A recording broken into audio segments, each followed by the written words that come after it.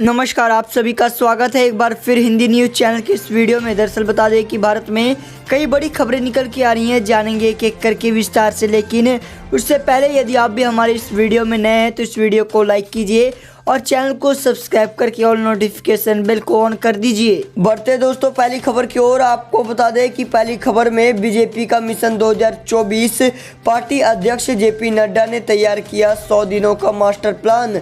दरअसल बिहार विधानसभा चुनाव में जीतने के बाद बीजेपी के हौसले और भी बुलंद हो गए हैं और अब पार्टी 2024 में होने वाले लोकसभा चुनाव की तैयारी में जुटने को तैयार है। अब चुनाव की तैयारी में बीजेपी के राष्ट्रीय अध्यक्ष जेपी नड्डा जल्द ही पूरे देश का दौरा करेंगे। नड्डा के इस दौरे का उद्देश्य संगठन को और भी मजबूत करना होगा। जानकारी के मुताबिक नड्डा जल्द ही 100 दिनों के भारत दौरे पर निकलेंगे। बता दें कि रिपोर्ट के मुताबिक नड्डा ने 2024 के आम चुनाव की रणनीति तैयार करने के लिए एक राज्य में अपने प्रवास के दिनों को विभाजित किया है। उनका उद्देश्य उन सीटों पर काम करना होगा जो 2019 में पार्टी द्वारा नहीं जीते गए थे और कि 2024 में उन सीटों को कैसे जीता जाए, यह यात्रा के प्रमुख पहलुओं में से एक के रूप में सूचीबद्ध किया गया है। बढ़ते दोस्तों अगली बड़ी खबर की ओर। आपको बता दें कि दिल्ली में वायु गुणवत्ता हुई गंभीर। दिवाली के बाद स्थिति खराब होने का डर। दरअसल दिल्ली में दिवाली के दिन शनिवार को वायु गुणवत्ता एयर क्वालिटी गंभीर श्रेणी में पहुंच गई और वातावरण में मौजूद पोल्यूशन मीटर 2.5 के स्तर में 32% हिस्सेदारी पराली जलाए जाने की रही। इसके साथ ही हवा की गति मंद होने के कारण स्थिति ज़्यादा गंभीर हो रही है, क्योंकि ऐसी स्थिति में प्रदूषण कम जमा हो जाते हैं। बता दें कि पृथ्वी विज्ञान मंत्रालय की वायु गुणवत्ता निगरानी प्रणाली सफर के मुताबिक अगर स्थानीय स्तर पर भी वायु प्रदूषण में थोड़ी भी बढ़ोतरी हुई तो रविवार और सोमवार को बहुत बुरा असर हो सकता है।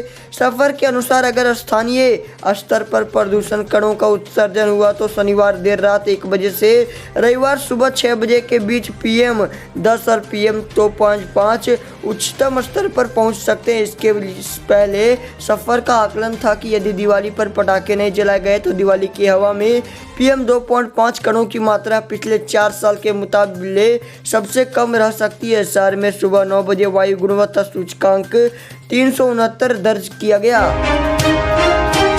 वही बढ़ते हैं अगली बड़ी खबर की ओर। आपको बता दें कि LAC पर तापमान 0 से नीचे कड़ाके की ठंड के बीच PLA के सामने डटकर खड़े हैं जाबाज जवान। दरअसल जम्मू कश्मीर और लद्दाख के ऊंचाई वाले इलाकों में शनिवार को ताज़ा हिमपात हुआ, जिसकी वजह से श्रीनगर लेह राजमार्ग को बंद करना पड़ा, जबकि निचले इलाकों में बारिश हुई। वहीं दौलत बेग ओल्डी सेक्टर में शुक्रवार रात बर्फबारी हुई और पूर्वी लद्दाख में 1597 किलोमीटर लंबी LAC पर तापमान 0 डिग्री से नीचे चला गया। इस हालात में भी भारतीय सेना के जवान सभी फ्रैक्शन एरिया में अपनी स्थिति से 1 इंच भी नहीं हटे हैं। इस साल मई महीने से ही भारतीय सेना के जवान पीपुल्स लिबरेशन आर्मी PLA के सामने डटकर खड़े हैं। बता दें कि हिंदुस्तान टाइम्स की एक रिपोर्ट के अनुसार कड़ाके की ठंड में भी जमीन पर सेना की स्थिति या भारतीय कवच में कोई बदलाव नहीं हुआ है। बता दें कि कुछ रिपोर्टों में ऐसा अनुमान लगाया गया है कि भारत और चीन दोनों ने फ्रिक्शन पॉइंट्स पर गश्त करने वाले क्षेत्रों से सैनिकों को हटाने का फैसला किया है। साथ ही बढ़ते हैं अगली बड़ी खबर की ओर। आपको बता दें कि जवानों के साथ PM मोदी ने मनाई दिवाली। बोले भारत को आजमाया गया तो मिलेगा प्रचंड जवाब। दरअसल भारत के दुश्मनों को स्पष्ट संदेश देते हुए प्रधानमंत्री मोदी ने शनिवार को कहा कि अगर भारत को आजमाया गया तो प्रचंड जवाब दिया जाएगा। मोदी 2014 में पदभार संभालने के बाद से ही हर दिवाली जवानों के साथ मनाते आए हैं। इस बार वे जवानों के साथ दिवाली मनाने के लिए लोंगेवाला चौक आए। अग्रिम चौकी पर जवानों को संबोधित करते हुए मोदी ने नाम लिए बगैर चीन पर निशाना साधा। कहा कि आज पूरा विश्व विस्तारवादी ताकतों से परेशान है।